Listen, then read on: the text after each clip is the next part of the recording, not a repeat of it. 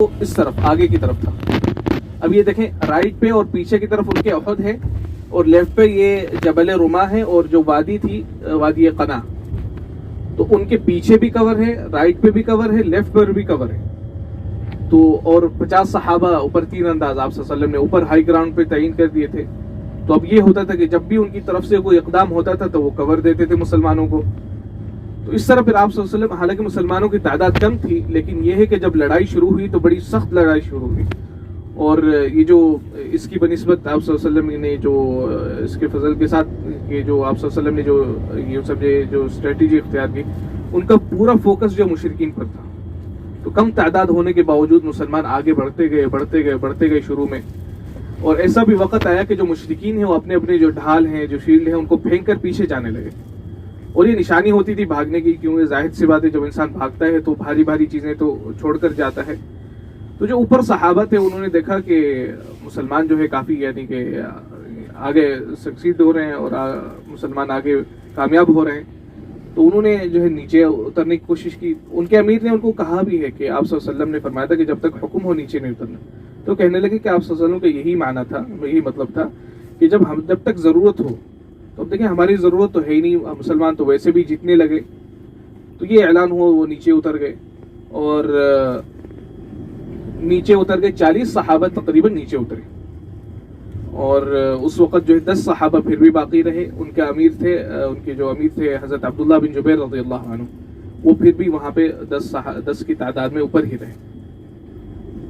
تو یہ ہوا کہ اس وقت خالد بن ولید جو تھے رضی اللہ عنہ، خالد بن ولید وہ اسلام نہیں لائے تھے اور ابھی بھی اہل مکہ کے ساتھ تھے اور ایک لشکر کے ایک حصے کو لیڈ کر رہے تھے وہ.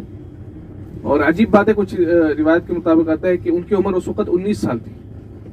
تو شروع سے وہ ایک جنگی صلاحیت کے حامل تھے.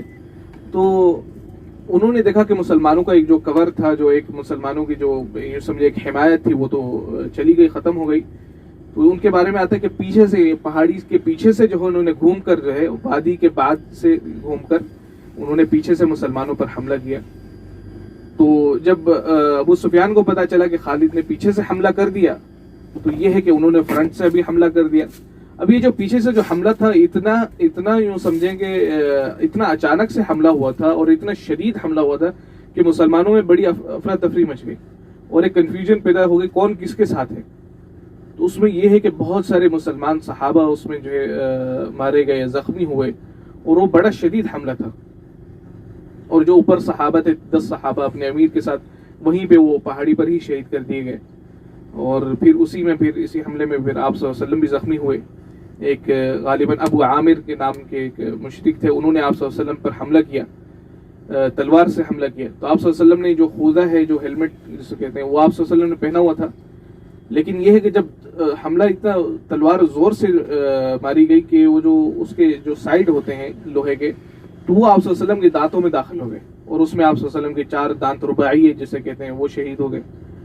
تو یہ ہے کہ صحابہ نے پھر وہ جو ہیلمٹ ہے اس کو ہاتھ سے کھینچنے کی کوشش کی تو وہ نہیں نکلا.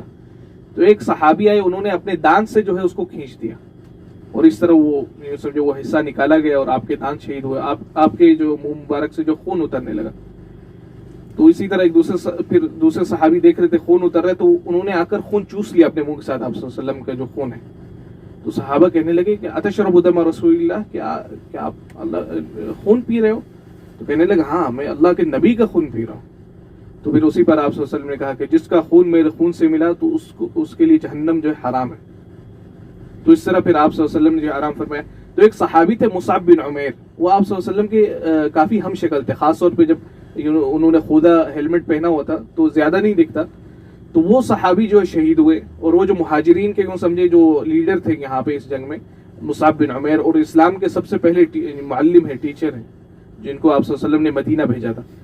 تو وہ ان کو شہید کر دیا گا. تو جس نے ان کو مارا تھا وہ سمجھا کہ یہ آپ صلی اللہ علیہ وسلم ہے. تو اعلان ہوا کہ آپ صلی اللہ علیہ وسلم جو ہے قتل کر دیے گئے، مار دیے گئے معاذ اللہ. تو اس میں مسلمانوں میں مزید افراتفری مچ گئی. لیکن جو صحابہ آپ صلی اللہ علیہ وسلم کے ساتھ تھے، جو آپ صلی اللہ علیہ وسلم کو جانتے تھے کہ یہ آپ صلی اللہ علیہ وسلم وہ آپ کی حفاظت کر رہے تھے، حمایت کر رہے تھے، حالانکہ ان کے پاس کوئی زیرہ کوئی ایسی شیلڈ وغیرہ کوئی ایسی تھی نہیں. حضرت طلحہ بن عبید اللہ رضی اللہ عنہ کے بارے میں آتا ہے کہ انہوں نے آپ صلی اللہ علیہ وسلم کو اپنے کندھے پر اٹھایا ہوتا اور جو تیر آتا جو بھی کوئی وار ہوتا تو آپ اپنے ہاتھ سے ہی جو ہے اس کو روکتے تھے.